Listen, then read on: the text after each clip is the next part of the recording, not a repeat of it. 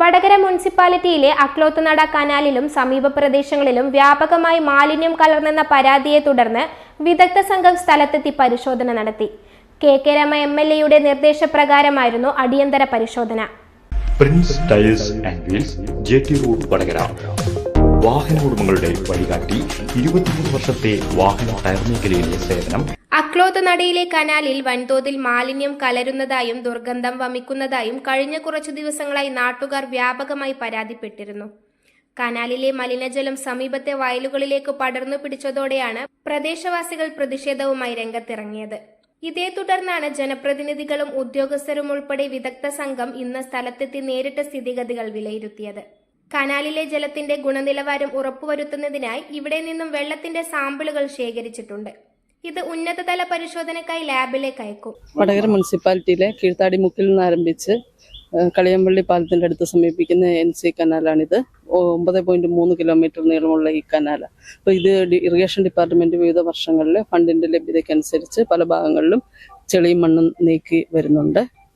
2022-23 വർഷത്തെ ബഡ്ജറ്റിൽ 2 കോടി രൂപ വകയിരുത്തി അക്ലോത്തുനട പാലത്തിന്റെ താഴെ ഭാഗത്തേക്ക് ചെളി നീക്കം ചെയ്യുകയും തോടിന്റെ സംരക്ഷണ ഭിത്തി പൂർത്തീകരിക്കുകയും ഇപ്പോൾ ചെയ്തിട്ടുണ്ട്. ഈ ഭാഗത്തുള്ള ഒരു പ്രധാന പ്രശ്നം നേരത്തെ സൂചിപ്പിച്ചതുപോലെ മാലിന്യങ്ങൾ കനാലിൽ നിക്ഷേപിക്കുന്നതും അതുപോലെ വേനൽക്കാലത്ത് ചീർപ്പുകളിൽ പലകയിട്ട് വെള്ളം സംരക്ഷിക്കുമ്പോൾ ചെളികൾ അടിഞ്ഞുകൂടിയൊക്കെയുള്ള ഒരു വെള്ളം മലിനമാകുന്നൊരു പ്രശ്നമുണ്ട്.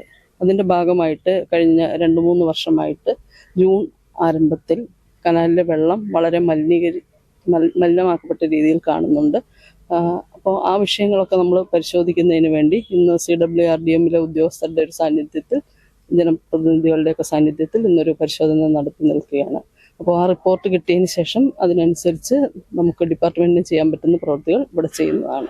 പ്രശ്നത്തിന് ശാശ്വത പരിഹാരം കാണുമെന്നും മലിനീകരണത്തിന്റെ ഉറവിടം കണ്ടെത്തി കർശന നടപടികൾ സ്വീകരിക്കുമെന്നും അധികൃതർ നാട്ടുകാർക്ക് ഉറപ്പു നൽകി. വടകര മുനിസിപ്പാലിറ്റി അധികൃതർക്കൊപ്പം കൗൺസിലർമാരായ പതേരി ശശി, വാഴയിൽ ശരണ്യ, സുരേഷ് ബാബു എന്നിവരും പരിശോധനാ സംഘത്തോടൊപ്പം ഉണ്ടായിരുന്നു.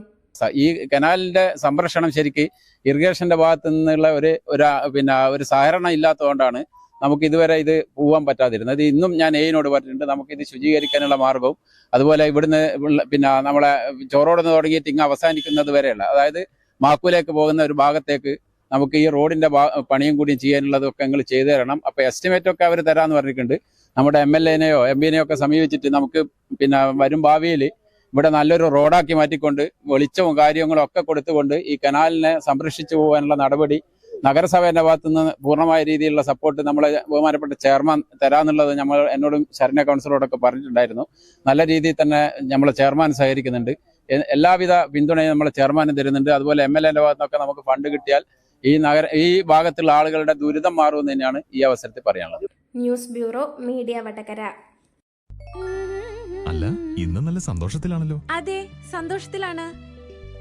കാരണം ഞാനിപ്പോ പാചകം ചെയ്യുന്നതേ മയൂരം വെളിച്ചെണ്ണ ഉപയോഗിച്ചാണ്. പുതിയ മയൂരം കോക്കനട്ട് ഓയിൽ, കലർപ്പില്ലാത്ത ശുദ്ധമായ വെളിച്ചെണ്ണ. കർഷകരിൽ നിന്ന് നേരിട്ട് ശേഖരിക്കുന്ന നാളികേരം സൾഫറും പുകയും ഏൽക്കാതെ ഉണക്കിയെടുത്ത കൊപ്രയിൽ നിന്നും സംസ്കരിച്ചെടുക്കുന്ന 100% ശുദ്ധമായ വെളിച്ചെണ്ണ. ഇത്രയും നല്ല വെളിച്ചെണ്ണ ഇപ്പോൾ നിങ്ങൾക്ക് വിപണിയിൽ ലഭിക്കുകയില്ല. മയൂരം വെളിച്ചെണ്ണ, ഒരു ഏറെമല സർവീസ് സഹകരണ ബാങ്ക് സംരംഭം.